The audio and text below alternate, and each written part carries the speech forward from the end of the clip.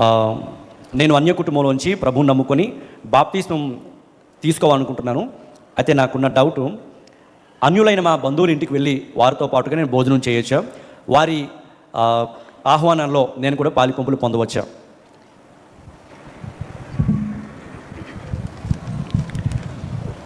ప్రశ్న, అన్ని కుటుంబంలో వచ్చి రక్షించబడ్డాము. బైబిల్ గ్రంథంలో మరి యూదుడని గ్రీసు దేశుడని భేదము లేదు. యేసు ప్రభువును అంగీకరించిన తర్వాత మనందరం కూడా క్రైస్తవులము. క్రైస్తవులు అంటే ఎవరు?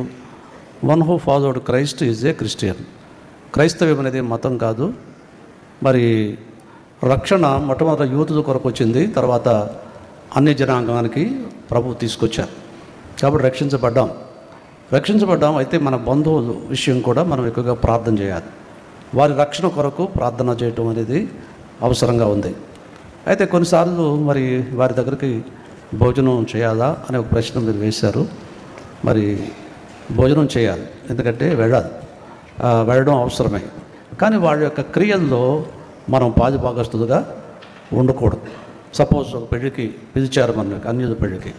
అయితే మనం వాడిని సంపాదించడానికి ఆ పెళ్ళికి వెళ్ళాలి, కానీ మనం ఏదో కాస్త దూరంగా ఉండి కొద్ది సమయం అక్కడ ఉండి మనం వచ్చేయాలి అంతే.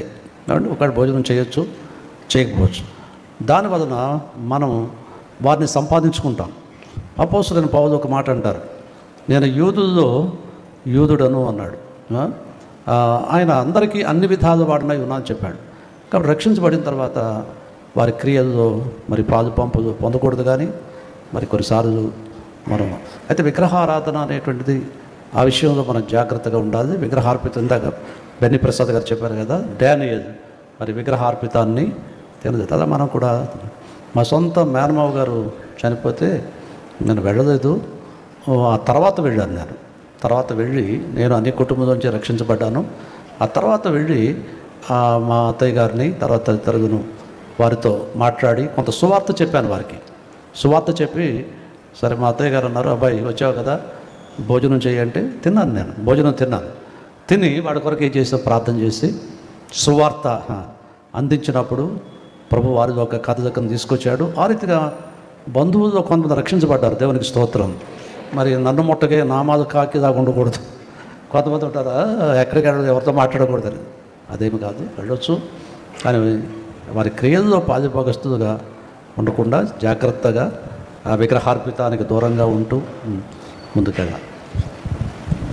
ఇన్ అడిషన్ టు దాట్, ఆత్మీయ తండ్రి గారు చెప్పినట్టుగా ఎవరైనా అన్ని కుటుంబాల్లోంచి రక్షణ పొందిన వారు మీ బంధువులతో కలిసి ఉండొద్దు అని బైబిల్ చెప్పలేదు, లేదా వారితో మాట్లాడొద్దు అని బైబిల్ చెప్పలేదు. వారికి ఏమన్నా పుట్టినరోజులు కానీ ఇట్లా ఏమన్నా విషయం బైబిల్ చెప్పలేదు. బైబిల్ ఎప్పుడు చెప్పే మాట ఏంటంటే, అవిశ్వాసులతో ఏమవద్దు అన్నాడు, జోడుగా ఉండకండి అన్నాడు. ఎందుకు ఆ మాట వాడాడంటే, ఎక్కువసేపు అలాంటి వ్యక్తుల యొక్క మాటలు, వారికి ఉద్దేశాలు మీరు వింటే మరలా లోకం వైపుగా మీకు ఆలోచనలు వస్తాయి. కాబట్టి ఒక బౌండరీ మీరు సెట్ చేసుకోవాలి. ఒక హద్దు అనేది మీకు ఉండాలి. వారితో ఎంతవరకు ఉండాలనేది ఉండాలి. వారింటికి వెళ్ళి భోజనం చేయడం, మంచినీళ్ళు త్రాగడం, ఈ విషయాల్లో తప్పు ఏమీ లేదు. హ్యాపీగా మీరు భోజనం చేయొచ్చు, భోజనం తినచ్చు, వారిని మీ ఇంటికి తీసుకొచ్చి భోజనం పెట్టచ్చు, అందులో ఇబ్బంది లేదు. బైబిల్ ఫర్బిడ్ చేసేది ఏంటి అంటే, anything that is related to N Idol that is forbidden. విగ్రహ సంబంధమైన అపవిత్రతకు దూరంగా ఉండండి అన్నాడు.